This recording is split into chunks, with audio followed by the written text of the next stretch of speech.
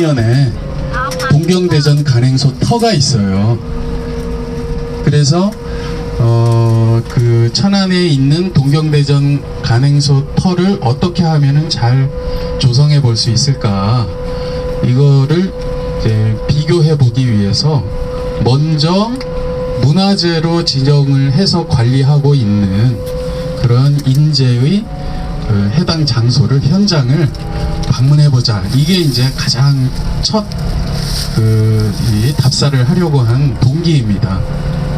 그러니까 가능하면 인제의 그 문화재 현장처럼만큼은 천안에서도 동경대전 간행소 터가 좀 잘 조성이 되면 좋겠다, 이런 그 염원이 있습니다. 근데 동경대전 하면은 동경대전이 뭔가 처음 들으시는 분도 계실 거고, 그러니까 간단하게 동경대전이 무엇인지 설명을 좀 드리겠습니다. 동경대전은 그 동학농민혁명으로 잘 알려져 있는 동학의 경전이에요. 그러니까 기독교로 치면은 성경이죠, 성경. 또 유교로 치면은 노노맹자 등등과 같은 사서삼경. 그런 것처럼 그 종교가 가지고 있는 교리, 그리고 아주 중요한 역사, 이런 것들을 담고 있는 그런 경전이 종교마다 다 있는데, 동학은 동경대전이라는 이름으로 그렇게 만들어져 있습니다. 근데 그게 언제부터 만들어지기 시작했냐면 1860년도에 그 동학의 초대 교조인 수훈 최재우 선생이 이 동학에서는 이렇게 득도를 했다, 뭐 깨달았다, 이런 표현보다 천도를 받았다, 이렇게 표현을 해요. 그러니까 천도를 받은 해가 1860년도인데 그때 그 천도를 받았던 상황에 대한 이야기, 그리고 그때 한울림을 만났는데 그 한울림으로부터 전해받은 이야기, 그리고 앞으로 어떻게 살아갈지에 대한 그런 이야기들을 담아서 이제 글로 써서 또는 그 노래로 만들어서 2대 교조인 태월 최시영 선생에게 이제 전달을 했습니다. 그런데 몇 년 안 돼서 1863년에 좌도 난정의 혹세무민의 죄를 뒤집어 씌워서 관에서 붙잡아갔어요, 수훈 선생을. 그렇게 해서 다음 해에 처형이 됩니다. 그리고 그 동학도인들은 모두 이제 체포령, 지도자들은 이제 체포령이 이제 내려졌죠. 그래서 해월 최시영 선생을 중심으로 해서 1864년 그 순도 이후에, 수훈 선생의 순도 이후에 그 본고장이었던 경주에서 북쪽으로 이동을 합니다. 그래서 경상북도의 그 영덕 위쪽에 보면 1월산이라는 데가 있어요.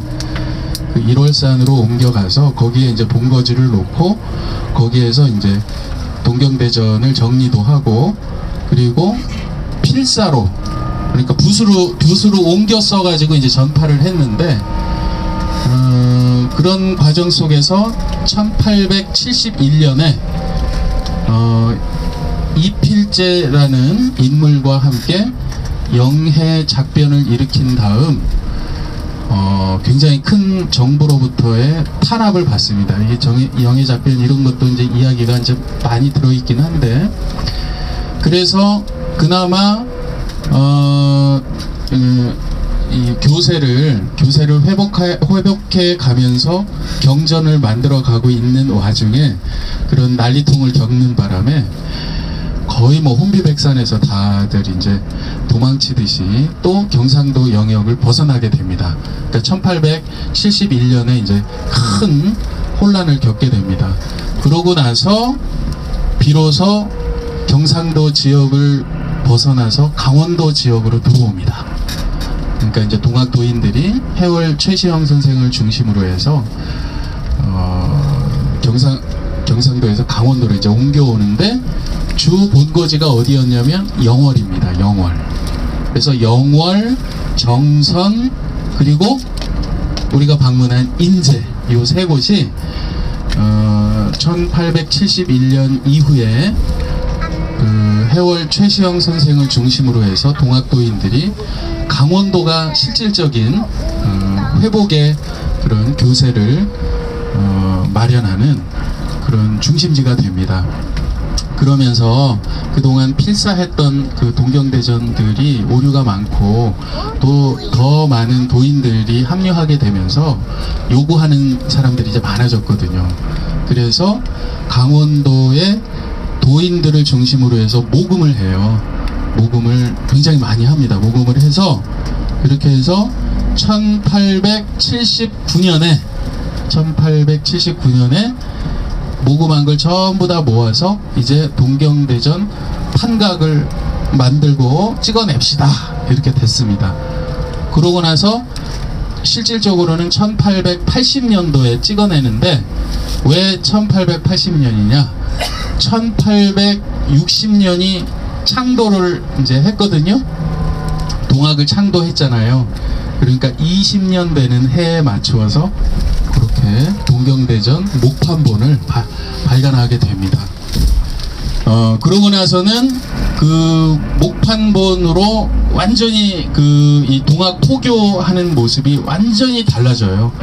그 전에는 입으로 전달하는 경우가 이제 많았는데 문자로 돼 있는 책을 전달하게 되니까 이제 지식인들, 당대에 있던 양반계층의 지식인들도 있고 또 양반은 양반이지만 벼슬 없는 그냥 잔반의 형태로 있는 그런 평민 지식인들도 많이 있었는데 이 사람들이 이제 글로 깊이 있게 이해하기 이제 시작합니다.